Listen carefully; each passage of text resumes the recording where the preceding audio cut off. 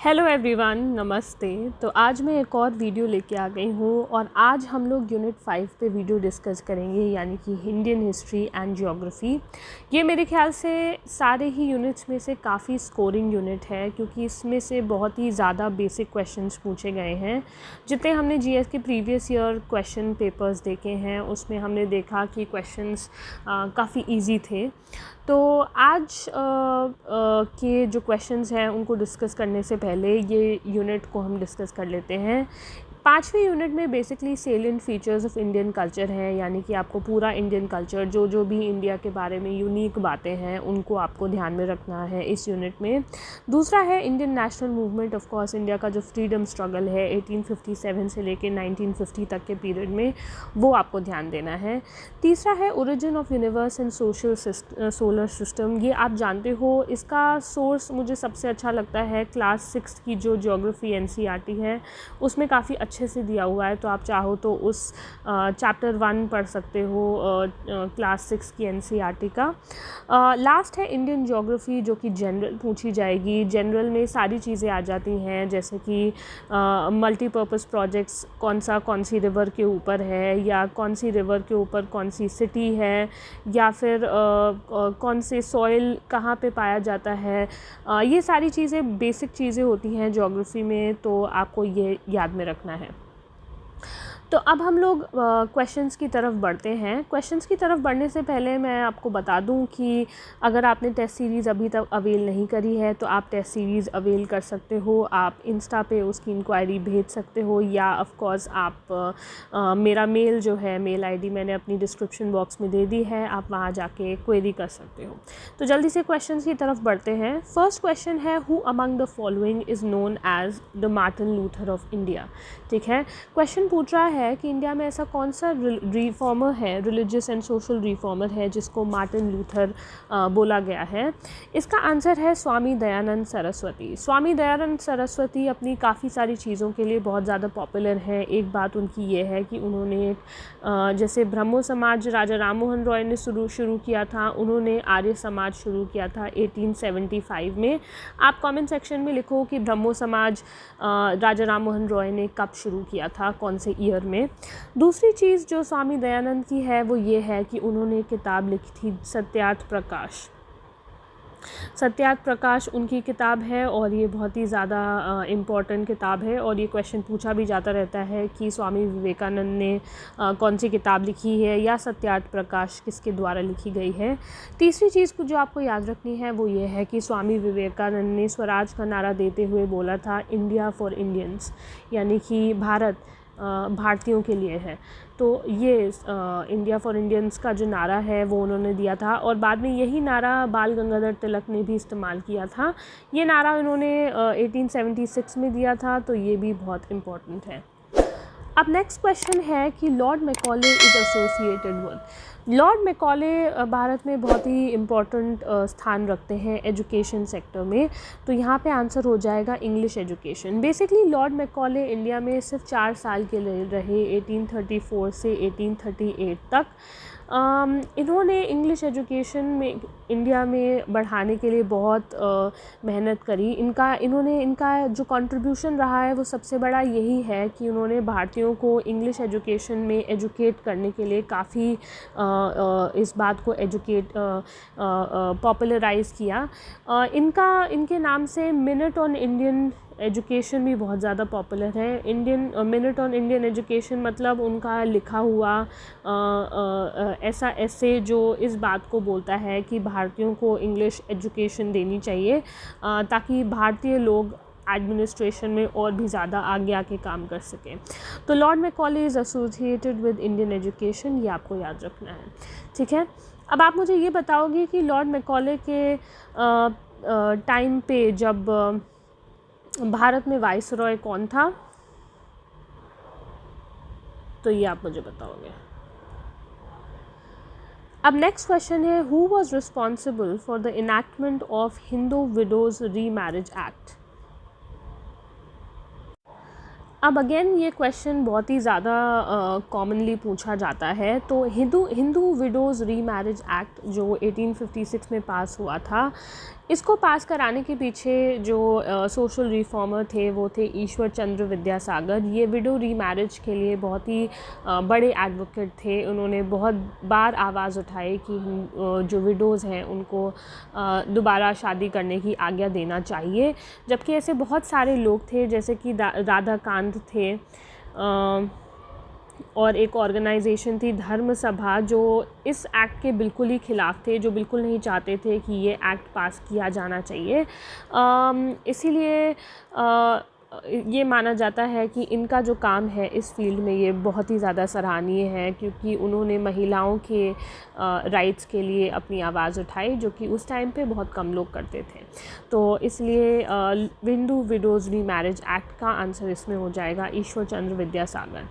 Next question है, which of the following revolts was made famous by Bankim Chandra Chatterjee in his novel Anand Math. तो बंकिम चंद्र चैटर्जी ने आनंद मठ लिखी थी, जो 1882 में पब्लिश हुई थी। ये बुक बहुत ही ज़्यादा फेमस थी और ये बुक कौन से रिवोल्ट के या कौन से रिबेलियन के बैकग्राउंड पे लिखी गई थी, क्वेश्चन ये पूछ रहा है।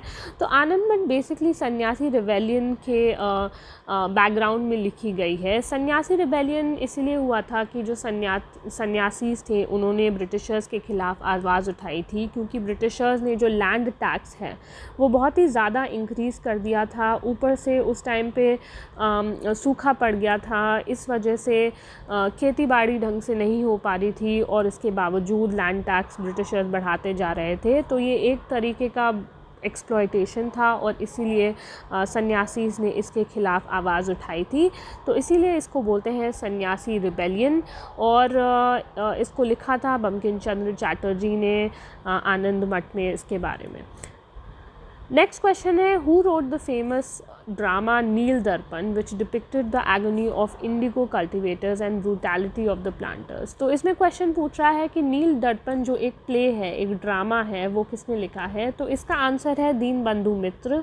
दीनबंधु मित्र ने इंडिगो कल्टिवेटर्स जो थे, जो बहुत ही ज़्यादा एक्सप्लॉइट किए जा रहे थे ब्रिटिशर्स के द्वारा, क्योंकि उनसे ज़बरदस्ती उनके खेतों पे इंडिगो उगवाया जा रहा था। तो ये जो नील दर्पण है ये इसी के ऊपर एक ड्रामा है जो दीनबंधु मित्र ने लिखा है। तो ये आपको याद रखना है, ये बहुत ही फेमस किताब है। नेक्स्ट क्वेश्चन है, Sharda Act fixed the minimum age of marriage of girls and boys respectively age. तो शारदा एक्ट आप जानते हो, शारदा एक्ट को दूसरा जो नाम इसका है वो है चाइल्ड मैरिज रिस्ट्रेंट एक्ट। ठीक है, तो शारदा एक्ट का दूसरा जो नाम है वो चाइल्ड मैरिज रिस्ट्रेंट एक्ट है। इसको पास किया था 1929 में, ये आपको याद रखना है।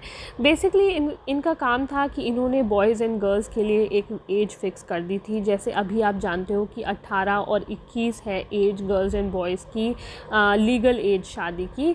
उसी तरीके से शारदा एक्ट ने उस टाइम पे जो एज फिक्स करी थी गर्ल्स एंड बॉयज़ के लिए वो थी 14 एंड 18 ईयर्स। इसलिए इसका आंसर भी हो जाएगा 14 एंड 18 ईयर्स। शारदा एक्ट इसका नाम इसीलिए रखा है, जो इसके प्रोपगेटर थे वो थे हरविलास शारदा, तो इसीलिए उनके नाम के ऊपर ये एक्ट का नाम रखा गया है शारदा एक्ट। ठीक है, तो इस एक्ट को basically child marriage restraint act कहा जाता था और ये 1929 में पास हुआ था। नेक्स्ट क्वेश्चन है, Raja Ram Mohan Roy was given the title of Raja bye.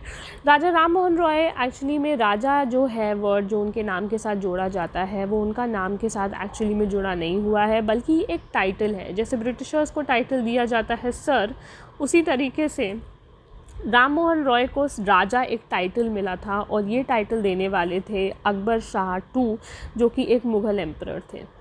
ठीक है, इन्होंने एक्चुअली में इनको ये टाइटल इसीलिए दिया क्योंकि अकबर शाह II के साथ जितनी भी ब्रिटिशर्स उनके साथ बुरी हरकतें कर रहे थे या उनको डिसरिस्पेक्ट कर रहे थे या उनकी फैसिलिटीज़ को छीन रहे थे, तो अकबर शाह ने राजा राम मोहन रॉय को लंदन भेजा था ताकि वो जाके ब्रिटिश पार्लियामेंट में अकबर शाह की सिचुएशन को रिप्रेजेंट कर सकें, उनको ब्रिटिशर्स को ये बता सकें कि उनके साथ कितनी नाइंसाफ़ी हो रही है।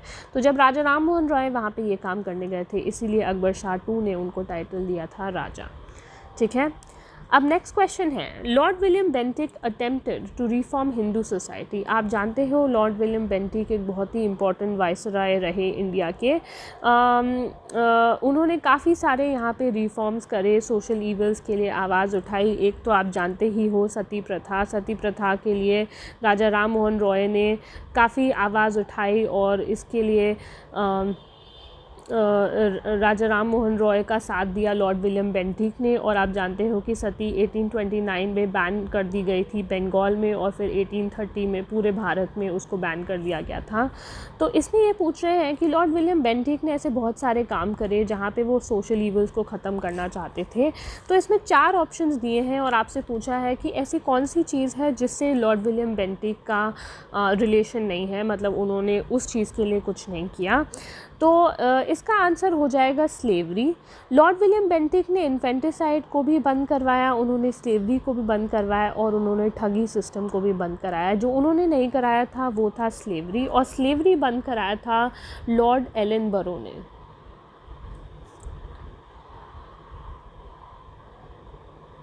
लॉर्ड एलनबरो जो कि भारत के वाइसरॉय थे, उन्होंने 1943 में स्लेवरी को ख़त्म कराया था।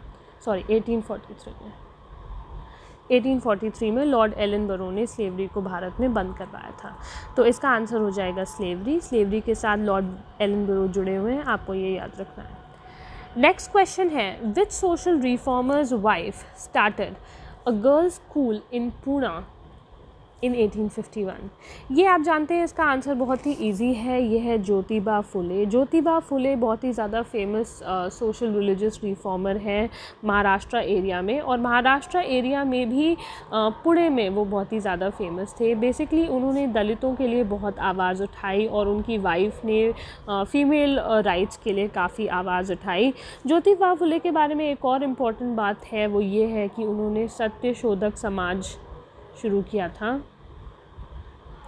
ये काफ़ी बार एग्ज़ाम्स में पूछा भी जाता है, तो आपको मुझे कमेंट सेक्शन में ये बताना है कि सत्यशोधक समाज ज्योतिबा फुले ने कौन से ईयर में शुरू किया था। ठीक है, तो इसका आंसर हो जाएगा ज्योतिबा फुले। उनकी पत्नी थी सावित्रीबाई फुले। ठीक है, और उन्हीं के बारे में ये सवाल है कि सावित्रीबाई फुले किसकी पत्नी थी जिन्होंने गर्ल्स स्कूल स्टार्ट कराया था पुणे में। तो इसलिए इसका आंसर हो जाएगा ज्योतिबा फुले। नेक्स्ट क्वेश्चन है, so long as the million live in hunger and ignorance I hold every man a traitor. Basically question ये पूछ रहा है कि जब तक 1 मिलियन लोग हंगर में हैं या पॉवर्टी में हैं या उनको खाना ढंग से नहीं मिल रहा है, तब तक मैं हर एक इंसान को एक ट्रेटर की तरह ट्रीट करूँगा, क्योंकि वो लोग ह्यूमैनिटी के साथ अच्छा नहीं कर रहे हैं। ये कहने वाले थे स्वामी विवेकानंद। आप जानते हैं स्वामी विवेकानंद लोगों की राइट्स के बहुत ही बड़े एडवोकेट थे। स्वामी विवेकानंद हर यंग इंसान के लिए या किसी भी एज के इंसान के लिए एक बहुत ही बड़ी इंस्पिरेशन रहे हैं। स्वामी विवेकानंद का जो रियल नेम था वो था नरेंद्र नाथ दत्त। ठीक है, ये क्वेश्चन भी बहुत बार पूछा जाता है कि स्वामी विवेकानंद का असली नाम क्या था। वो था नरेंद्र नाथ दत्त। और अब आप मुझे कमेंट सेक्शन में लिख के बताओगे कि स्वामी विवेकानंद किसके डिसाइपल थे, मतलब वो किसकी बातों को मानते थे या किसको वो फॉलो करते थे। वो भी एक बहुत ही फेमस इंसान है, तो आपको मुझे कमेंट सेक्शन में ये बताना है।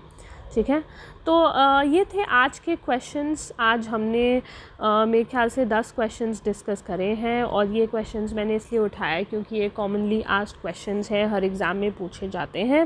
अगेन ये वीडियो ख़त्म करने से पहले मैं बता दूं कि एग्ज़ाम की प्रिपरेशन के लिए टेस्ट देने बहुत ज़्यादा ज़रूरी हैं। अगर आपने टेस्ट सीरीज़ अवेल नहीं करी है मेरी या किसी की भी, आप ज़रूर करो। प्रीवियस ईयर क्वेश्चन पेपर्स तो आपको डेफिनेटली सॉल्व करने ही हैं, और वो मैंने अवेलेबल करा भी दिए हैं। आप वीडियोस में जाके आराम से उन पेपर्स को अटेम्प्ट कर सकते हो। मैंने उसके लिए गूगल लिंक्स भी डाल रखे हैं, तो वो आप देख सकते हो। अपार्ट फ्रॉम दैट आपको एक टेस्ट सीरीज़ भी ज्वाइन करनी चाहिए ताकि आपको एक एग्ज़ाम का फ़ील आए। आप टाइम लिमिट के अंदर एग्ज़ाम अटेम्प्ट करने की कोशिश करो, तो ये सिर्फ आपकी प्रैक्टिस के लिए ही अच्छा होगा। तो आज के लिए बस इतना ही। मिलते हैं नेक्स्ट वीडियो में। So until next time, take care, bye bye.